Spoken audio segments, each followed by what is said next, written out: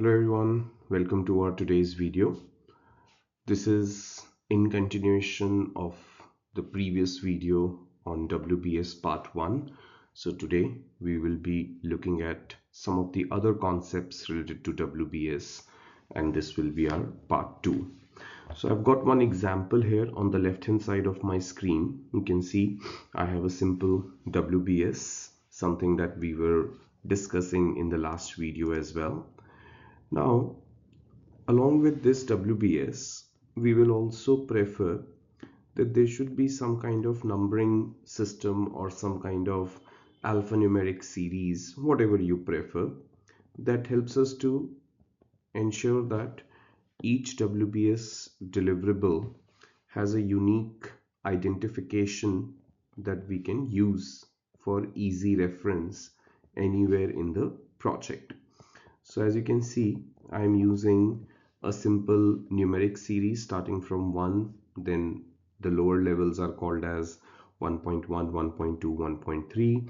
The further lower levels are then called as 1.2.1, 1.2.2 because they are under 1.2, and this will be 1.2.4. Now I can keep breaking down and the number series will keep evolving in the same manner. These numbers or these unique identifiers that we are using, technically they are called as code of accounts, COA in short. And so just if I want to describe it in one line, COA is a unique identifier that you are using for identifying these WBS elements. Another thing that we will recommend along with this WBS is to have a WBS dictionary. Now, when we say WBS dictionary, it's literally like a glossary which can help anyone to understand that what exactly do you mean by a deliverable like civil or plumbing. Of course, I haven't broken down them to the lowest level, the work package level. However, once you have broken it down to the work package level, assuming that this is a work package, I will say 1.2.1, the name of the work package, which is civil, and then a quick one line, two line description highlighting what this deliverable is all about. And then you go describing all your work packages in this dictionary. So this becomes a quick reference guide for anyone to understand that what these deliverables really mean. It just ensures that everyone has a clear understanding about the scope of work.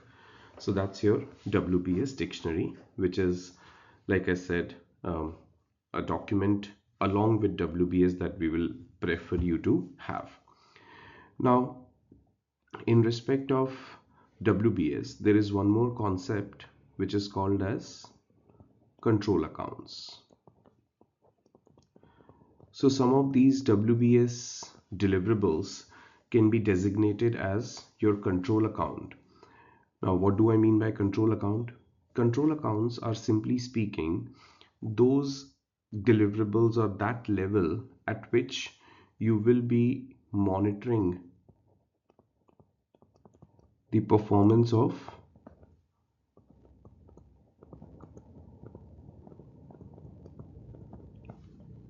schedule and budgets. These are the two elements that you will monitor, or the performance of these two areas will be monitored at certain control account levels within WBS. Now remember that you can designate anything as a control account. Say for example, construction is a control account, just as an example. Now, or in another case you might say that no, I would rather prefer civil to be a control account, plumbing, interiors, electricals to be the control accounts. That's all right. I mean, every branch should have some control accounts. But remember that higher your control accounts are in the hierarchy,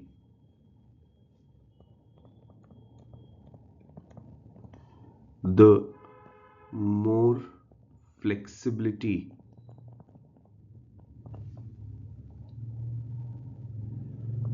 you are giving to your team.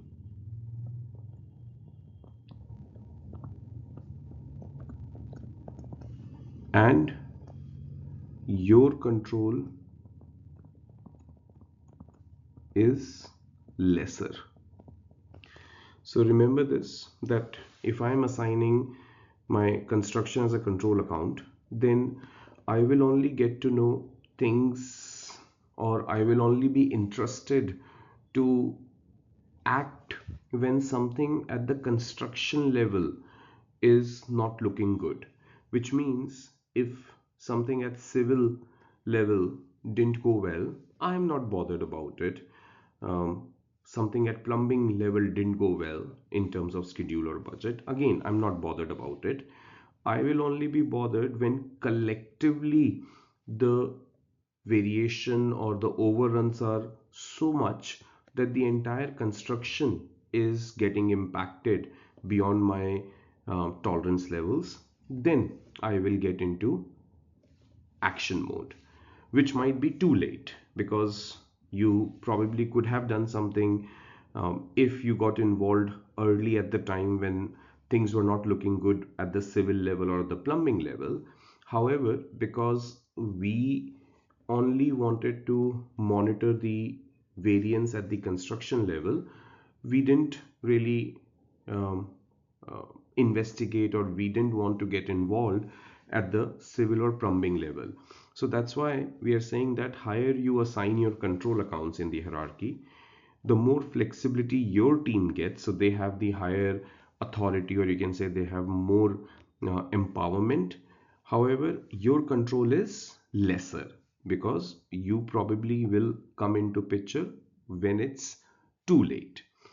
But of course, it depends upon your hexagon, that which control, which constraint is how much important. So if your schedule is, let's suppose, non-negotiable, then of course you want to assign the control accounts for schedule lower in the hierarchy. However, if your budget is, let's say, somewhat flexible, you can afford to assign the control accounts for budget higher in the hierarchy, giving more empowerment to the team. So just to um, let's say, we'll do a small example to further illustrate how this control account thing works.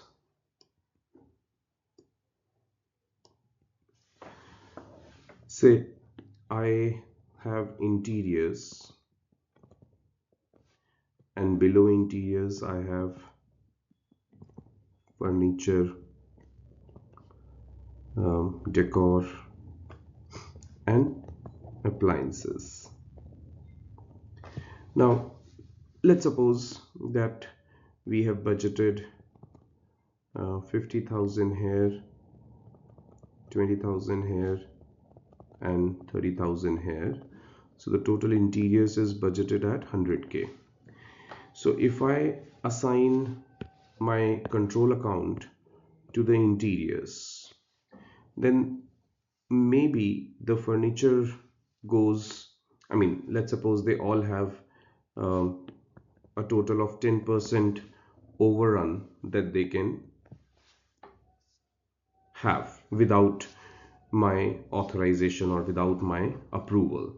So now in this case, let's say if furniture consumes 8,000 extra, I'm fine with it because I'm not bothered, as for the interiors there is a total 10k extra which is available, and furniture just used 8k, fine. Decor uses 2k, fine, because we have just consumed the entire 10k. Now if appliances wants to consume 1k extra, then that money is not available with the team, and they will come for my approval and authorization. And maybe at this point I investigate that why did we end up spending so much extra here, and maybe it was avoidable, but now I cannot do anything about it, and I might have to give them 1000 extra, which takes my entire project over the budget. However, if I reverse the situation and I say that now let's assume that our control account was not the interiors, but the control account was the furniture, decor, and appliances.